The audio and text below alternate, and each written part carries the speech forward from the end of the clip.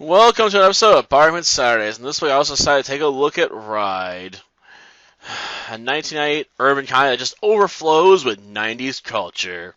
Unfortunately, it overflows with aspects of that culture that I was never really interested in.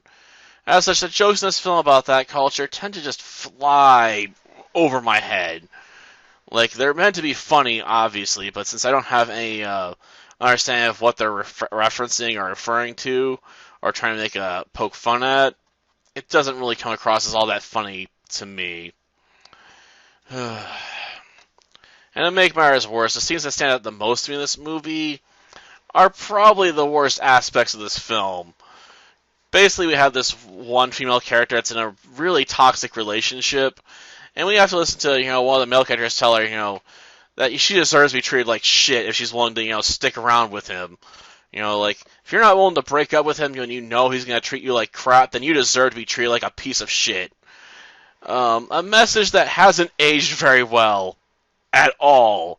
And that's saying the least about it. It's probably best not to, dig too deep in that mess, because this film probably just deserves to be forgotten about, which it basically seems to have been, considering there's only one other review on YouTube about it. If you want to call this video a review, because I'm just offering up a few quick, dirty opinions here. But yeah, I didn't really enjoy the jokes. A lot of them are pretty predictable for me. Some of them, I don't get, because they're involving music video culture and whatnot. Though I suppose some of the dark comedy from those can be understood, in reference to, female actresses and what they'd have to do to get roles in Hollywood. It's basically the music industry version of that, and it's just as horrible. But, I guess it could be funny in a dark way, or, you could just say it's just another aspect of the film that's just not that funny, because you don't want to think about that aspect of reality, because it's just too dark and too real. But yeah, if you enjoy this film, more power to you. But for me, this was a boring sit that took about 3 hours to get through.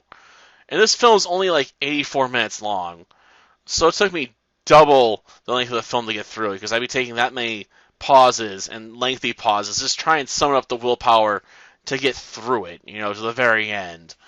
And at least I finished it, unlike certain other films I've watched where I've just, given up complete hope on them and just skipped to the end. I'm talking about you, Life is a Jungle. I wish I hadn't reminded myself that film existed, because that was a good rock to be back under, damn it. Listen, baby girl, as long as you stay with him, you deserve the shit he gives you.